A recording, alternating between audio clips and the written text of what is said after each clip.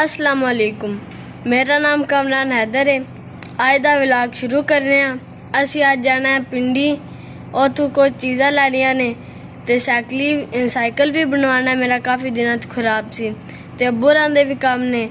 ते आज उम्मीद है कि तुहानू आज दा व्लॉग अच्छा लगेगा। अगर अच्छा लगा लाइक करो, शेयर करो ते सब्सक्राइब करो। ते दोस्तों असी अपने सफ़र का आगाज़ इत्थे शुरू कर लिया।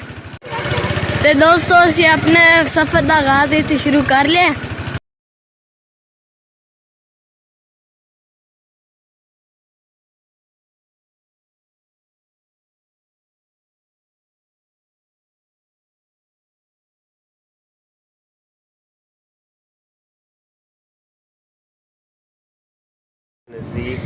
ये साडे गांव के नज़दीक ही मोटरवे। ये मोटरवे जाती है पिंडी भटियां तो फैसलाबाद।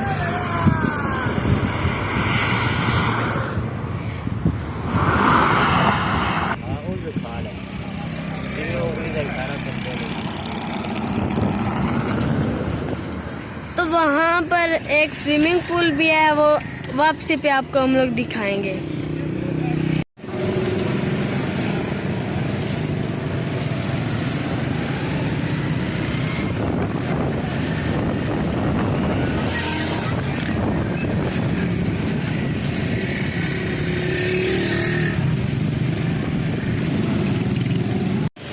असी उन चीज़ा खरीदने शुरू कर दी ने। असी एक फ्राई व्हील लिया, एक एक्सल, एक पिछली ब्रेक ते एक ट्यूब ली। असी पिछली ट्यूब एक तार भी ली। हम साड़ी ट्यूब चेक करके दे रहे हैं।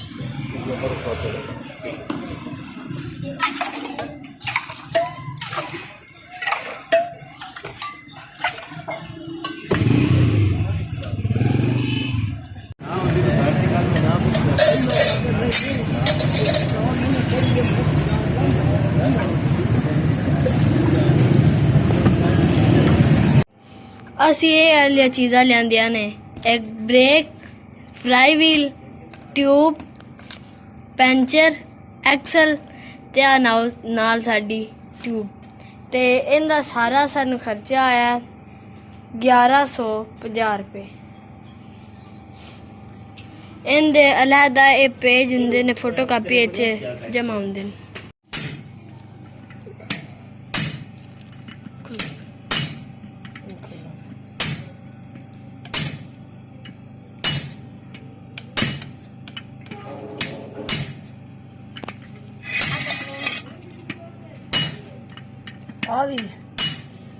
चब्बू जी स्पीड होने की वजह तो हवा ज्यादा तेज आई ते मोबाइल हिलदा रहा।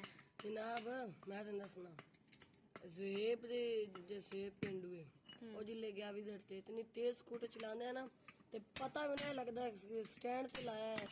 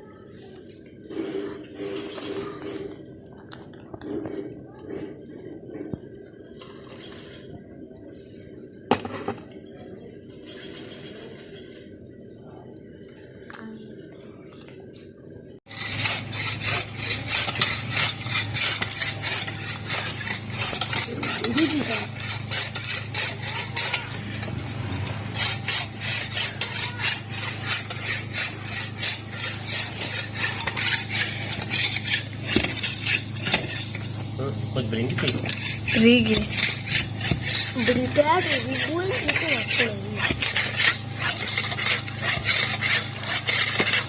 इन्होंने खा वाह ब्रिंग खा थोड़ा थोड़ा बस करो हाँ डोरी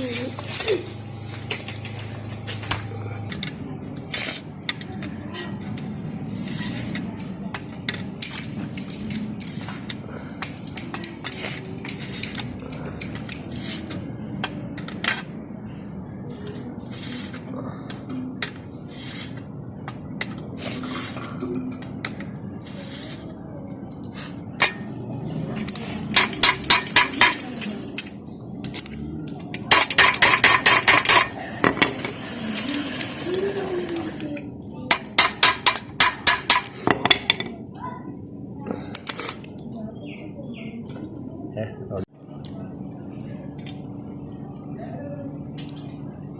गोलियां पड़ा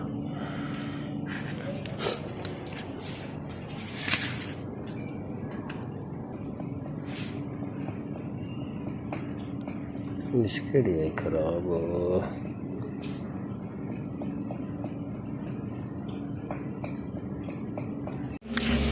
हमारी साइकिल बन गई है ते बेलियो दोस्तों भरावो ते सिखो ते सरदारो साडी साइकिल बन के तैयार हो चुकी है। मैं तुहानू विखाना साडी साइकिल। तो दोस्तों हुण मैं तुहानू एक स्टंट करके विखाना।